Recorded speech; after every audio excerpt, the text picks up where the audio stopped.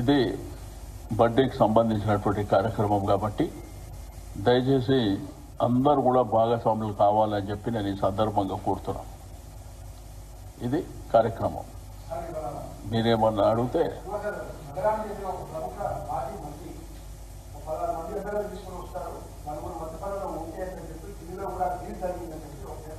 నేనేమంటున్నంటే ఇప్పుడు మీ టీవీ మీ పేపర్ కానప్పుడు question అడగడమే correct కాదనేది నా ఉద్దేశం. ఇప్పుడు మీరు కూడా వివిధ మీడియా సంస్థల్లో పత్రికా రంగంలో మీరున్నారు. ఏదో ఎందులో వచ్చిందే కాకుండా మీ దగ్గర ఏమైనా అథెంటిక్ ఉంటే చెప్తే దానికి ఆన్సర్ చెప్తే బాగుంటుంది. మీకే పోయిన వాళ్ళ పరిస్థితి ఏందనేదే వాళ్ళ పశ్చాత్తాపం చూస్తున్నాం. అసలు ఇప్పుడున్న పరిస్థితుల ఆ వాతావరణం ఉందో లేదో మీకే తెలవాలి, మాకంటే ఎక్కువ.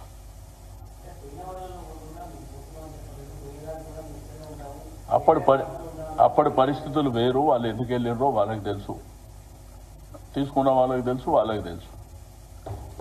బట్ ఇప్పుడు ఊహాజనితమైనటువంటి క్వశ్చన్స్ అవి. దాన్ని అనవసరంగా మనం ఏమైనా ఆన్సర్ చేస్తే కూడా కాలయాపన అవుతుంది. మీరు చూడు, మా క్యాడర్ కానివ్వండి, నాయకత్వం ఎంత హుషారుగా ఉందో మీరు రోజు చూస్తుంది. జిల్లాలలో గ్రామీణ ప్రాంతం నుంచి పట్టణ ప్రాంతం వరకు ఆ ఉత్సాహం అంతా మీరు చూస్తారు. రెండవది, ఎప్పటికప్పుడు ప్రభుత్వం మీద పోరాటం చేసేది కూడా మీరు చూస్తారు. అసెంబ్లీలో కానీ బయట కానీ అన్ని అంశాలు కూడా మీరు చూస్తుండ్రు. ఇంకేదన్నా వేరే అంశం తీసుకుంటే బాగుంటుంది. నేనేమంటా, ఇప్పుడు ఆ విషయాన్ని మీరు వాళ్ళ ద్వారా సేకరిస్తే మంచిగా ఉంటుంది, మా ద్వారా సేకరిస్తే బాగుంటుంది.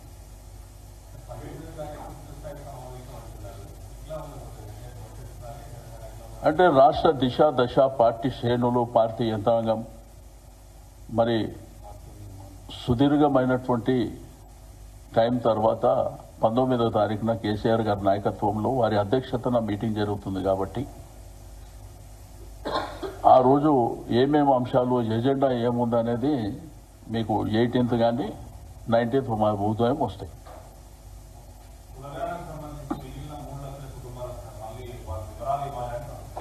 నేనేమంటారు, ఇక్కడ జరిగిందే ఫస్ట్ ఆఫ్ ఆల్ పునగణన చేసిందే తప్ప అంటున్నాను నేను. 3.1 వచ్చేది ఉపయోగం ఏం లేదు. అది ఓవరాల్గా 16 లక్షలు. ఆ 16 లక్షల వలన వచ్చింది ఏం లేదు. టోటల్గా 60 లక్షల మంది సంఖ్యనే తగ్గిందనేది మా డిమాండ్. నేను ముఖ్యమంత్రి గారికి, ప్రభుత్వానికి భేషజాలకు పోకుండా ఈ 3.1 అనేది పక్కన పెట్టి మీరు ఫ్రెష్గా మొత్తం చేయండి. మీకు నిజంగా మీ బీసీల పట్ల చిత్తశుద్ధి ఉంటే, వాళ్ళకి న్యాయం చేయాలనేటువంటి సంకల్పం ఉంటే మొత్తం చేయమంటారు. ఎందుకంటే అనేకమైనటువంటి అనుమానాలు దాంట్లో ఉన్నాయి. మాకే కాదు, బీసీ సంఘాలకు కూడా ఉన్నాయి. మీకు డీటెయిల్గా కూడా చెప్పినాయి.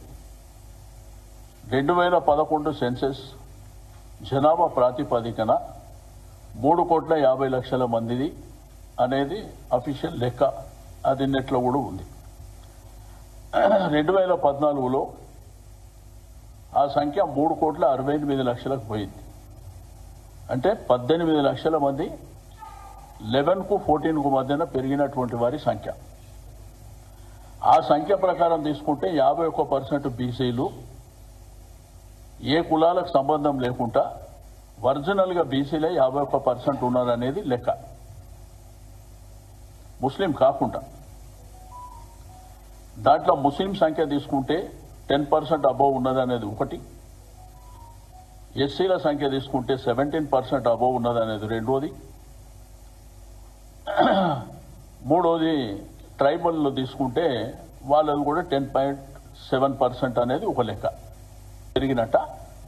370 వాళ్ళు తీసింది. ఏది 3.1 కాకుండా 354, 775 అనేది వాళ్ళ లెక్క. ఈ 16 లక్షలు కాకుండా ఏది 3.1 ఇప్పుడు అడిగింది. అంటే 3,70,00,000 మంది అనేది వాళ్ళ ఒరిజినల్ లెక్క వాళ్ళు చూపిస్తుంది. మేము అది తప్పు అంటున్నాం. సర్వే ప్రాపర్గా జరగలేదు. గ్రామాలలో జరగలేదు, హైదరాబాద్లో అయితే 30% కూడా జరగలేదని అసెంబ్లీలో కూడా చెప్పింది. దీంట్లో ఏంటంటే 0 to 6 అంటే పుట్టిన పిల్లల నుంచి 6 సంవత్సరాల వరకు ఉన్న వాళ్ళ సంఖ్య రమారమే 38 లక్షల పైన ఉన్నారు అనేది గవర్నమెంట్ లెక్క. 6 నుంచి 17 సంవత్సరాల వరకు ఉన్న వాళ్ళ సంఖ్య 62 లక్షల పైన ఉన్నారు అనేది గవర్నమెంట్ లెక్కలు. మరి 3,70,00,000 అంటే మరి మిగిలిన 60 లక్షల మంది ఎక్కడ పోయినా అనేది. రెండోది, మీరు తీసుకుంటే జనాభా లెక్కలు ప్రకారం ఈ 4,32,00,000 మంది 2024-25 పార్లమెంట్ ఎలక్షన్ల ఎలక్షన్ కమిషన్ అఫీషియల్గా ఇచ్చారు. ఎలక్షన్ కమిషన్ అఫీషియల్గా ఇచ్చిన డేటా ఉంది. 432నేమో మన అసెంబ్లీ ఎలక్షన్కి ఇచ్చారు. 332 వాళ్ళు ఇచ్చింది. వాళ్ళేమో 18 years అబవ్ వాళ్ళే ఇచ్చారు. మామూలుగా అట్లనే ఇస్తారు. మరి ఇక్కడ మిగిలిన వాళ్ళ సంఖ్య ఎక్కడ పోయింది అనేది. అందుకే నేను ప్రభుత్వాన్ని మీరు భేషజాలకు పోకుండా ఈ సమాజానికి న్యాయం చేయాలనేటువంటి సంకల్పం ఉంటే మీరు ఫ్రెష్గా సర్వే చేయండి. దాంతోపాటు నిన్న చెప్పినట్టు మేమేదో తీర్మానం చేసి ఢిల్లీకి పంపిస్తాం, దానివల్ల ఉపయోగం లేదు. చట్టం చేయండి.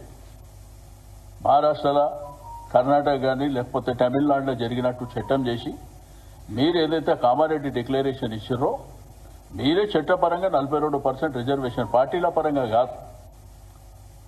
రెండోది ఏంటంటే జనాభా లెక్కలు తప్పు అని తేలినప్పుడు, ఇప్పుడు 3,70,00,000 మంది అని లెక్క తప్పు తేలినప్పుడు, మీకు అఫీషియల్గా 70-80 లక్షల మందికి నష్టం జరిగినప్పుడు జనాభా ప్రాతిపాదికనే మనకు 15 ఫైనాన్స్ నుంచి డబ్బులు వస్తాయి. జనాభా తక్కువ ఉంటే వచ్చే రెవెన్యూ కూడా అక్కడి నుంచి తక్కువ వస్తుంది. ఒకటి, రీఆర్గనైజేషన్ జరిగినప్పుడు పార్లమెంట్ అసెంబ్లీ సీట్లు పెరిగినప్పుడు కూడా సంఖ్య తగ్గుతుంది. దానివల్ల తీవ్రమైనటువంటి నష్టం ఈ సమాజానికి జరిగేటువంటి అవకాశం ఉంది. రెండోది, నిన్న మొన్న మాట్లాడినప్పుడు 51% బీసీలు అంటారు. 51 కాదు, 51 2014లో మీకు 5-6% పెరిగింది. ఓవరాల్గా చూస్తే సంవత్సరానికి 1.35% పెరుగుదల ఉంటుంది పాపులేషన్. అంటే 10 సంవత్సరాలకు 13.8% పెరుగుతారు. కాబట్టి 6-7% అంటే ఒరిజినల్గానే బీసీ సమాజం 57-58% ఉంటారు అనేది మా అంచనా, మా లెక్క. ముస్లిమ్స్, అదర్ కమ్యూనిటీస్ కాకుండా. కాబట్టి మా సమాజం అంతా అవేరే ఉన్నారు. వాళ్ళకి నష్టం జరిగితే ఎట్టి పరిస్థితుల్లో ఒప్పుకునే పరిస్థితిలో లేరు. మీరు అరీబని లోకల్ బాడీ ఎలక్షన్కి అవసరం లేదు. మీరు చేయండి, సైంటిఫిక్గా చేయండి. మీ దగ్గర వ్యవస్థ ఉన్నది, అధికారం ఉన్నది, మీరు న్యాయం చేయాలనేటువంటి భావన ఉంటే డెఫినెట్గా మీరు చేయండి. 3.1% చేయడం మూలాన ఒరిగేది ఏమి ఉండదు. నేనేమంటున్నా నేను అనేదల్లా ఒకటే, మీరు బ్రహ్మాండంగా నెక్స్ట్ ఒక డేట్ అనౌన్స్ చేసి చేయండి. అందరు భాగస్వామ్యం అవుతారు. కేసీఆర్ గారు, కేటీఆర్ గారు, హరీష్ రావు గారు, అందరు పార్టీ శ్రేణులు, జనము అందరు కూడా భాగస్వామ్యం అవుతారు.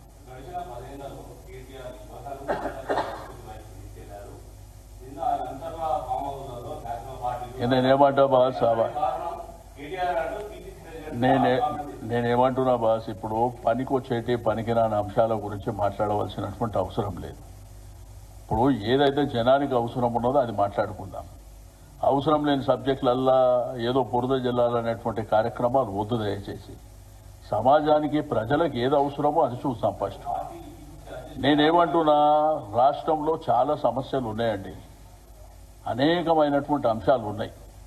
గ్రామీణ ప్రాంతం నుంచి పట్టణ ప్రాంతం వరకు అనేకమైనటువంటి అంశాలు ఉన్నాయి. దాని మీద ఫోకస్ పెడదాం. ఇవన్నీ పనికిరాని అంశాలు అక్కర్లేదు. అది 17కు నిర్ణయం తీసుకుంటాం.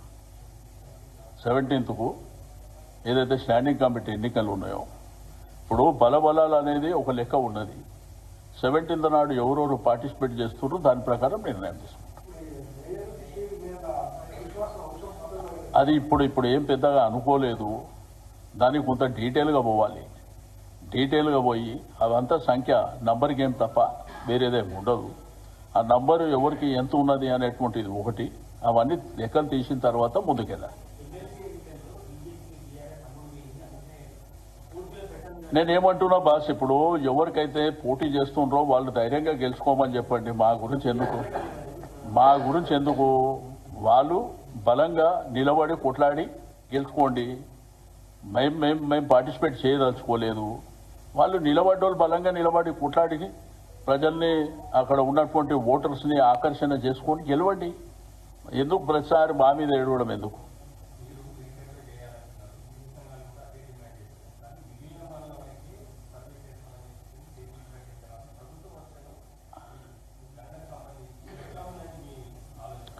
అంటే రెండు విషయాలు ఉన్నాయి బ్రదర్. ఒకటి, మీరు 2011 సెన్సెస్ ఒక మీరు కామన్ మ్యాన్గా తీసుకోండి, లేకపోతే ఒక బీసీ కుటుంబం మీదుగా తీసుకోండి. పాత్రికేయులన్న విషయం పక్కన పెట్టి 2011 సెన్సెస్ మీ దగ్గరనే ఉంది. సకల జనుల సర్వే జరిగింది మీ దగ్గరనే ఉంది. మొన్న వాళ్ళు చేసింది మీ దగ్గరనే ఉంది. ఎలక్షన్ కమిషన్ అఫీషియల్గా ఏదైతే 2024-25 ఇచ్చినటువంటి లెక్కలు ఉన్నాయి, మీరు అది బేరీజ్ వేసుకొని మీరే చూసుకోండి. దాంట్లో ఎంత తక్కువ వస్తుంది, ఎంత ఎక్కువ వస్తుంది అదే చూసుకోండి. ప్రభుత్వానికి కూడా అదే చెప్తున్నాం. మీరు కూడా ఓటర్లు ఉన్న వాళ్ళ సంఖ్య ఎంత ఉంది, ఓటర్ లేని వాళ్ళ సంఖ్య ఎంత ఉంది, దాని మీద మీరు ముందుకు పోండి. ఉత్తగా అనవసరంగా లేనిపోని సమస్యలు క్రియేట్ చేసుకొని, ఇప్పుడు బీసీ సంఘాలు ఇంతమంది మాట్లాడుతున్నారు కదా, మేము ఒక్కలేమే కాదు కదా మాట్లాడుతుంది. ఇప్పుడు మా పార్టీగా మేము ఒక్కలేమే మాట్లాడతలేము కదా, అందరూ మాట్లాడినప్పుడు పేషెంజర్లకు ఎందుకు పోవాలి? 3.1% చేసేయడం ఎందుకు? అంత చేస్తాం, ఒక డేట్ ఇవ్వండి. అప్పుడు కేసీఆర్ గారు ఎందుకు భాగస్వామ్యం కాలేదు, ఇంకోరు ఎందుకు భాగస్వామ్యం, అవన్నీ ఆ రోజు తెలుసుకుందాం. మేమే చెప్తాం, అందరు భాగస్వామ్యం అవుతాం.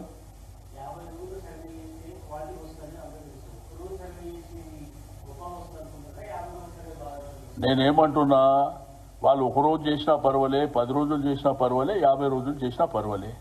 ఇది మా జీవితాలకు సంబంధించిన అంశం, మా సమాజానికి సంబంధించిన అంశం. మేము కూడా ఎప్పుడు అడక తినే వాళ్ళం అయితే కాదు. ఈ సమాజంలో మాకు కావాలనుకునే వాళ్ళము. కాబట్టి మా లెక్కలు మాకు సరిగా పెట్టండి అని మేము అడుగుతున్నాం. తప్పేముంది దాంట్లో? క్లియర్గా మాకు కావాలి. స్వాతంత్రం వచ్చినప్పటి నుంచి ఇప్పటి వరకు అడుక్కునే వాళ్ళమా ఏమన్నా? మేము మాకు కావాలి కదా. మాకున్న జనాభా ఎంత, దాని మీదనే మా లెక్క తేల్చమంటున్నాం. మేమేం కొత్త లెక్కలు తెమ్మంటలేము, ఉన్నదే చేల్చమంటున్నాం.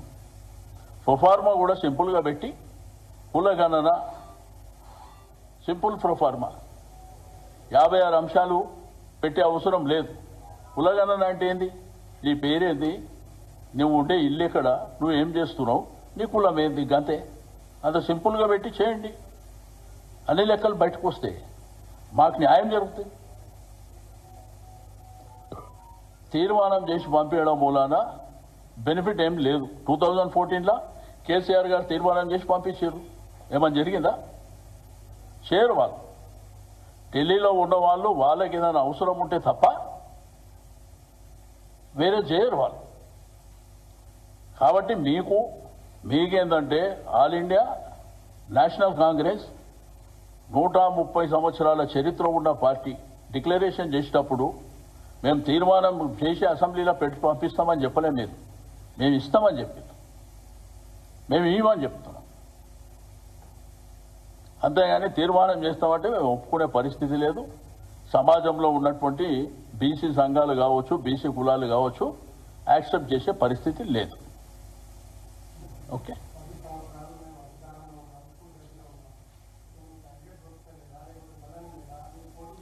का अरे नहीं करते, हम नहीं करते बोल के डिसीजन ले, नहीं करते.